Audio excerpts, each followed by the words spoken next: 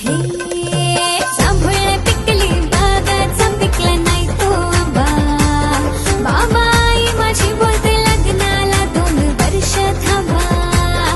येऊन सांगतो माझ्या आईला राईला, येऊ पोऱ्या हे नाही घाईला घाईला.